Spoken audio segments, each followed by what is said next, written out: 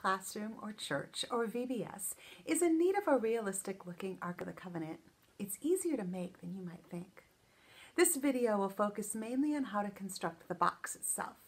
In the next video, I will show you how to make the cherubim on top of the mercy seat.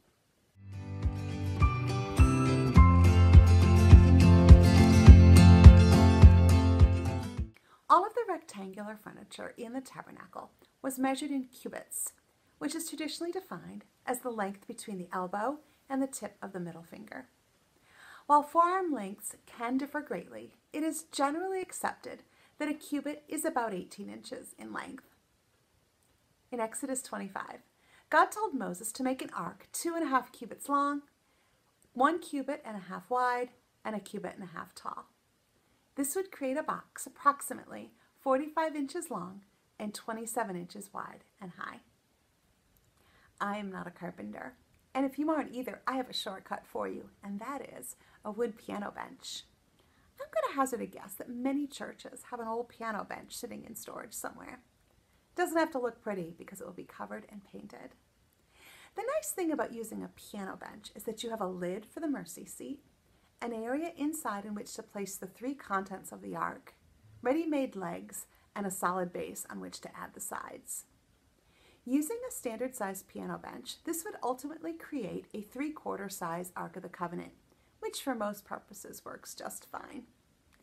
Unscrew the lid from the base and remove all of the connecting hardware so that you have 2 completely separate pieces. You might want to fill the obvious holes with wood filler and let it dry. Now let's focus on the box itself. Once you have your bench ready, you have several options for covering it. Wood is the most durable and most authentic looking, but there are easier, faster methods which I will show you in a bit. However, if you're using wood, some simple straight cuts using scrap wood will cover your bench. Students love to help carry the ark as they pretend to be Levites and priests, so add 4 large eye hooks and 2 strong dowels to the sides of your bench.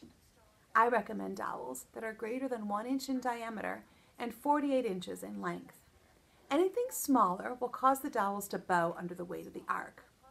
Eye hooks screw in fairly easily, especially if you drill a starter hole, but if it becomes more difficult, use a screwdriver for leverage. I like to use a metallic gold spray paint for shiny coverage, but certainly you can brush on paint as well. Just find the most brilliant gold you can. If you don't want to take the time to cut wood, or if you want to give your older students a very cool project they can do themselves, there are several materials that can be cut with scissors or a utility knife to cover your ark. Students can use their measuring and cutting skills to cover the sides of the piano bench with gold wrapping paper, gold or yellow poster board, or foam board. Glue or sticky dots will hold these lightweight materials on your piano bench.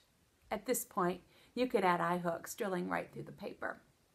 And there you have it, a simple base for your Ark of the Covenant. In the next video, I will show you another shortcut to make the cherubim. It's easier than it looks, so please check it out. This is Becky from Experience the Bible Creatively, reminding you that props are always better than paper.